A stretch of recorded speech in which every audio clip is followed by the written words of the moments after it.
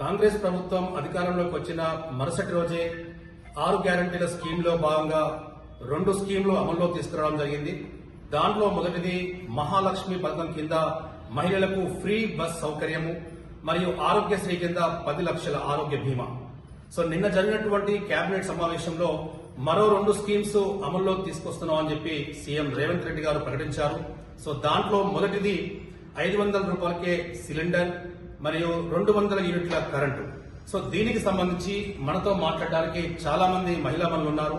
వారి యొక్క అభిప్రాయం అడిగి తెలుసుకుందాం. ముందుగా జై స్వరాజ్య వరల్డ్ టీవీ వారికి ధన్యవాదాలు. ఎందుకంటే మహిళలది మా అభిప్రాయం అసలు ఈ స్కీమ్ల మీద కానీ ఇంకే విషయమైనా కానీ మా అభిప్రాయాలు మీరు ఇట్లా మా ముందుకు వచ్చి మమ్మల్ని అడగడం మాకు చాలా సంతోషంగా ఉంది. కాంగ్రెస్ గవర్నమెంట్ వాళ్ళు రేవంత్ అన్న సీఎం అయిన తర్వాత 6 గ్యారెంటీల అమలులో ముఖ్యంగా మొదట ఏ రోజైతే డిసెంబర్ 9లో 2 స్కీమ్లకి వాళ్ళు అమలు చేయడం జరిగింది. మహాలక్ష్మి స్కీమ్ కింద ఒకటి ఉచిత మహిళల కోసం ఉచిత బస్సు. అది మహిళలకు ఎంత బాగుందంటే నిజంగా చాలా సంతోషంగా ఉన్నారు. ఎవ్వరు కనీసం ఇంట్లోకి వెళ్ళి బయటకు వెళ్ళకుండా అమ్మ వాళ్ళని చూడాలన్నా ఎటన్నా పోవాలంటే రావాలంటే ఎంత ఇబ్బంది పడేటోళ్ళు. అలాంటిది చాలా హ్యాపీగా ఎక్కడెక్కడ వాళ్ళు వాళ్ళ జాతరలు కానీ ఇంకెక్కడికైనా కానీ దేవస్థానాలు చూడాలనుకున్నా అమ్మ వాళ్ళ ఇంటికి వెళ్ళాలన్నా అక్క చెల్లెలను చూడడానికైనా వాళ్ళు ఈ ఫ్రీ బస్సులో ఉచితంగా ప్రయాణం చేసి ఎంతో వాళ్ళు సంతోషపడుతున్నారు. కొందరికి కనీసం ఇలాంటి సౌకర్యాలు అంటే ఇప్పుడు అన్ని పెట్టుకొని పోవాలంటే బస్ కిరాయిల వరకే వాళ్ళకు ఎంతో ఇబ్బంది పడేవాళ్ళు. అలాంటిది వాళ్ళు ఈ బస్ కిరాయి ఉచిత బస్సు రావడం వల్ల వాళ్ళు ఏం చేస్తున్నారంటే ఇవి వాళ్ళు అక్కడ వాళ్ళ ఖర్చుల కోసం ఉపయోగించుకుంటున్నారు. నేను హైదరాబాద్ నుండి వచ్చేటప్పుడు ఒక అమ్మ కలిసింది నాకు.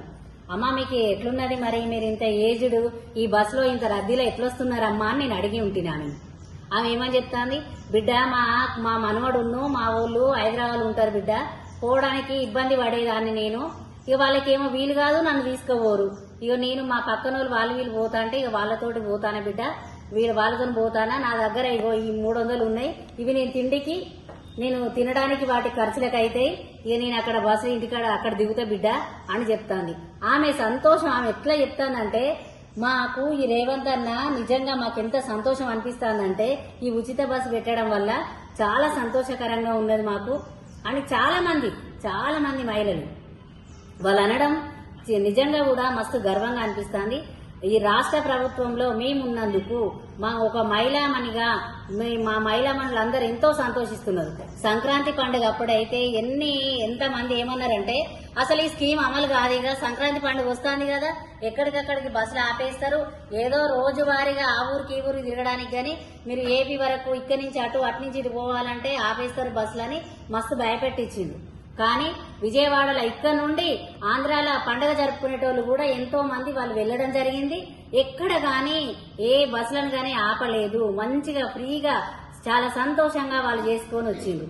అంతేకాకుండా ఇప్పుడు ఫిబ్రవరి 21న మహా జాతర ఉన్నది మనకు. ఏంటది, ఆసియా ఖండంలోనే పెద్ద జాతర, మన భారతదేశంలోనే 2వ కుంభమేళ.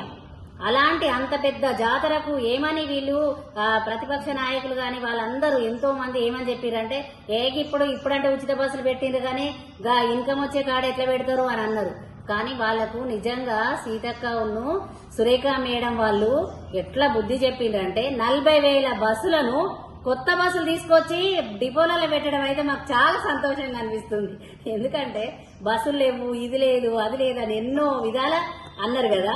వాళ్ళకు చెప్పుతోని కొట్టినట్టు సమాధానం ఏదైనా మాటలు మాత్రమే. మాకేమనిపిస్తుంది తెలుసా, రేవంత్ రెడ్డి గారు మాటల మనిషి కాదు, చేతల మనిషి. ఏదైనా నోటికి పని చెప్పరు, చేతుల. మేడం, బీఆర్ఎస్ పెద్దలు అంటున్నారు కాంగ్రెస్ ప్రభుత్వం అధికారంలోకి వచ్చిన వితిన్ 60 days లోపే ప్రజల విశ్వాసం కోల్పోయింది, పరిపాలించే హక్కు లేదంటున్నారు. సో దీనిపై మీ స్పందన? నిజంగా వాళ్ళకి అసలు బుద్ధి ఉండి మాట్లాడతారా లేకపోతే వాళ్ళ చెవులు గిట్ల పోయినాయా అర్థం కాదు. వాళ్ళకి ఇంకా అధికారంలో ఉన్నా అన్న వాళ్ళ ఊహాలలో ఎట్లున్నారంటే వాళ్ళు ఇంకా అధికారంలో ఉన్నారు, వాళ్ళొక నియంతలాగా ఈ 9 సంవత్సరాలు కదా ఎట్లా చేసిండ్రో ఇంకా వాళ్ళే అధికారంలో ఉన్నారని వాళ్ళు భావిస్తారు కావచ్చు. ఎందుకంటే కనీసం 2 నెలలు కాలే 100 రోజులల్లా పూర్తి చేస్తారు అని రేవంత్ అన్న గారు అన్నారు. అంటే 100 రోజులు ఎక్కడైనాయండి? రెండు నెలలు అవుతుంది. ఇప్పుడు ఈ పథకాలన్నీ కూడా అమలు అవుతున్నాయా? ఒక్క మాట, ఇప్పుడు తెలంగాణ గవర్నమెంట్ వచ్చినప్పుడు ఉద్యోగాల గురించి పిల్లలు నిరుద్యోగులు అడిగినా లేకపోతే ఇంకెవరు వాళ్ళ ఏమేమి ఇచ్చిండ్రో అవన్నీ అడుగుతుంటే ఏమన్నారు అప్పుడు? ఇప్పుడే పుట్టింది బిడ్డ, తెలంగాణ బిడ్డ, నడవాలే, పాకాలే, పెరగాలే, అప్పుడు కాదా ఇప్పుడు పుట్టిన బిడ్డ కళ్ళు తెరవని బిడ్డను పట్టుకొని అడుగుతారా అంటారు. మరి కాంగ్రెస్ గవర్నమెంట్ వచ్చి ఎన్ని రోజులు అవుతుంది? ఇప్పుడే కదా, 2 నెలలే కదా. 100 రోజులు కంప్లీట్ అయిన తర్వాత మీరు మాట్లాడితే వాటికి విలువ ఉంటుంది. మీ విలువను మీరు ఇండైరెక్ట్ మీరే తగ్గించుకుంటారు. అంటే మీకు ఎంత ఆవేశం ఉన్నది, మీరు ఎంత అధికారం లేకుండా తిరగడానికి ఎంత జీర్ణించుకోలేకపోతారు మీరు. కాబట్టి ఇవన్నీ అంటారని ప్రజలందరూ మేమందరం అదే అనుకుంటాను. మీకు ఎంత అధికార దాహం ఉన్నదంటే ఎట్లా పడితే అట్లనే మాట్లాడతారు కదా.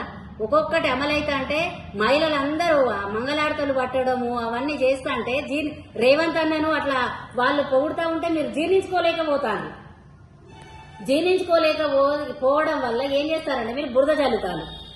9.5 సంవత్సరాలు నీ అయ్యది మీది మీ కుటుంబ పాలన మొత్తం భరించిన మేమందరము. ఇప్పుడు కనీసం 100 రోజులు కాకముందుకే ఇట్లా ఎందుకు వాళ్ళు రేవంత్ అన్నను అడ్జేస్తారు? ఒక్క మాట, ఇప్పుడు అన్నిటికీ అప్పులు మొత్తం గన్ని లక్షల కోట్ల అప్పులు తెచ్చి పెట్టిండు. అందరినీ కేసీఆర్ అప్పుడు ఏమనన్నారు మీరు? కేసీఆర్ అందరికీ పెద్ద కొడుకు అన్నాడు. ఏ తల్లి గాని ఇల్లు అమ్మి బిర్యానీ తిందామని ఏ తల్లి కోరుకోదు. ఇల్లు మొత్తమే కుదబెట్టి మొత్తం రోజు మనం పండుగ చేసుకుందాం బిడ్డ అని ఏ తల్లి అనేది. ఉన్నదో లేదో తిందాం, అప్పుల పాలు కావద్దు బిడ్డ, ఒక పూట ఉన్నా ఒక పూట నీళ్ళు అయినా మంచిదే గాని మనం మంచిగా జాగ్రత్తగా ఉందాం అని చెప్తుంది. మరి మీ చేసింది ఎట్లున్నది? మొత్తం అప్పుల పాలు చేసిండ్రు. ఇవాళ ప్రతి ఒక్క తల మీద ఎంతో అప్పు భారం ఉన్నది, 1.5 లక్షల అప్పు భారం ఉన్నది. ఇంత ఘోరంగా అప్పు భారాలు పెట్టి ఇవన్నీ పెట్టి మళ్ళీ ఇంకొక విషయం, 6 గ్యారంటీ పథకాలట 420 పథకాలని అంటారు. 420 పథకాలను ఎవరైతే రేవంత్ రెడ్డి గారు ప్రకటించిన తర్వాత అదే పథకాలను కేసీఆర్ గారు 500 అంటే 400 వేలం పాటలాగా తక్కువ చేసిండ్రు. నేను వస్తే ఇది ఇస్తా అని అన్నారు. ప్రతి దాంట్లో 1000 పెంచిండు, 1000 తగ్గించిండు. అట్లా చేసి మాట్లాడింది. మరి ఇప్పుడు కాంగ్రెస్ ఇప్పుడు రేవంత్ అన్న వాళ్ళకంటే అక్కడ ఖజానాలో ఏ ఖాళీ అయిందా, ఉన్నదా, అప్పులు ఉన్నాయో వాళ్ళకి తెలియదు. అంటే అక్కడ ఏమున్నది అనేది వాళ్ళకి తెలియదు. కానీ మీరు పాలించినప్పుడు అందులో ఏమున్నది అనేది తెలుసు కదా. అందులో ఎంత లోటు ఉన్నది, బడ్జెట్ మీద ఎంత ఉన్నది, అసలు ఏమన్నా నికర ఆదాయం ఏమన్నా ఉన్నదా? మరి ఏం లేకుండా మీరు కూడా 6 పథకాలను మీరు కూడా వాటికి పెంచి అన్నారు కదా. మరి మీరెట్లా చేద్దురు? ఏం చేద్దురు? కాళేశ్వరం ప్రాజెక్టు లాగా చేద్దురా, లేకపోతే ఇంకెట్లా చేద్దురు? ఇవన్నీ మీరన్న ప్రతిదీ కూడా ప్రజలు పాయింట్అవుట్ చేస్తున్నారు. ప్రతి చదువుకున్న పిల్లలు ఇవాళ రేపు వెనకడ కదబో నీ బిడ్డ నీ పెద్ద కొడుకుని అవ్వ అని ఒక అవ్వని దగ్గర తీసుకోగానే ఇంకో అవ్వ 10 టక ఓట్లేసే రోజులు పోయినాయి. చేతలకు మాత్రమే, నోటి మాటకు కడుపు నిండది. ఎట్లా అంటే ఆ కోడికి దర్వాజా కోడి కట్టి దూలాని కోడి కట్టి. మేడం, నిన్నగాక మొన్న స్టేషన్ గన్పూర్ మాజీ ఎమ్మెల్యే బీఆర్ఎస్ పార్టీకి రాజీనామా చేస్తున్నాను, కాంగ్రెస్ పార్టీలో చేరబోతున్నా అని చెప్పి మీడియా పరంగా అన్నారు. సో దీనిపై మీరేమంటారు? కాంగ్రెస్ పార్టీ యొక్క సిద్ధాంతాలు, వాళ్ళు చేస్తున్నటువంటి సంస్కరణలు, ఇప్పుడు జరుగుతున్న ఈ పాలనలో వచ్చినటువంటి గత పాలనను ఈ పాలనను వాళ్ళు అలాంటి సిచ్యువేషన్లో వాళ్ళు పార్టీకి వస్తానంటే అది ఎవరైనా కానీ అధిష్టానము ఏదైతే వాళ్ళు నిర్ణయం తీసుకుంటారో దానికి కాంగ్రెస్ కార్యకర్తలు కట్టుబడి ఉంటారు, చేసుకుంటారు. ఏదైనా జరగచ్చు. ఇవాళ ఎంతో మంది ఇట్లా అన్నోళ్ళు ఇప్పుడు బీజేపీ నుండి వాళ్ళు అనలేదా? బీజేపీ నుండి వాళ్ళు ఎంతమంది వచ్చిండ్రు? ఇప్పుడు ఒక ఉదాహరణ తీసుకుందాం.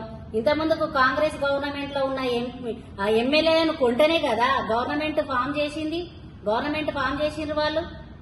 బీజేపీ టీఆర్ఎస్ వాళ్ళు ఇంతకుముందుకు టీఆర్ఎస్ లో గండ్ర రమణారెడ్డిని అయితేనేంది, భూపాలపల్లి నుండి ఇంకా చాలా మంది, ఇలా చెప్పుకుంటూ పోతే ఎంతో మంది ఎమ్మెల్యేలను వాళ్ళు తీసుకోవడం జరిగింది. రాజకీయ సమీకరణలు ఎప్పుడు ఎలా మారుతాయో అది మన ఊహకు అందని విషయం. ఇది మా ఊహకు కూడా అందని విషయం అండి. ఏదైనా గాని అధిష్టానం నిర్ణయిస్తుంది. దాన్ని శిరస వహించడానికి కార్యకర్తలుగా అందరూ ముందుంటారు. ఏదైనా కానీ ఆలోచించే నిర్ణయం తీసుకుంటారు. 9 సంవత్సరాలలో జరిగినటువంటి ఆ నిరంకుశత్వ పాలనలో వాళ్ళు ఆ పాలనకు ఈ పాలనకు ఈ కాంగ్రెస్ గవర్నమెంట్ లో వచ్చినటువంటి సంస్కరణలు గాని ఇవి గాని సిద్ధాంతాలు నచ్చి వాళ్ళు ఒకవేళ వస్తానంటే ఏ పార్టీ వాళ్ళైనా ఇప్పుడు బీజేపీ కావచ్చు, బీఆర్ఎస్ కావచ్చు, ఇంకా ఏ పార్టీ వాళ్ళైనా సరే, ఎలాంటి పార్టీలైనా, సామాన్య ప్రజలైనా, ఒక హోదా ఉన్న వాళ్ళైనా అందరినీ కాంగ్రెస్ పార్టీ వాళ్ళు స్వాగతిస్తారు. ఎందుకంటే ఇప్పుడు అవన్నీ కూడా అధిష్టానం దృష్టిలో ఉంటాయి. అధిష్టానం వాళ్ళు నిర్ణయించి వాళ్ళు ఎవరినైతే వాళ్ళు గవర్నమెంట్ కు ఎంతవరకు ఉపయోగపడతారు, వాళ్ళు చేసినటువంటి ఏంటి, ముందు చేయాల్సిన ఏంటి, వాళ్ళు తీసుకునే వాళ్ళు కూడా ఆలోచించుకుంటారు కదా. వాళ్ళు చేసుకొని వాళ్ళు తీసుకుంటారు. ఇప్పుడు ఒక ఉదాహరణ, ఒక మాట అంటా నేను. ఇప్పుడు బీఆర్ఎస్ నుంచి ఇప్పుడు ఇన్ని గొడవలు రోడ్ల మీద పడి ఇంత కుటుంబ పాలన వాళ్ళు ఇప్పుడు ఇంత నీ వల్లనే అని అప్పుడు అనుకున్నారు. ఓడిపోవడానికి కారణం అంటే నువ్వని అనుకున్నారు. అవి ఇంకా పెద్దగా ఇంకేమన్నాయి, హరీష్ రావు రావచ్చు, లేకపోతే వాళ్ళ దాంట్లో వాళ్ళు విడిపోయి కేటీఆర్ఏ రావచ్చు, ఎవరైనా రావచ్చు.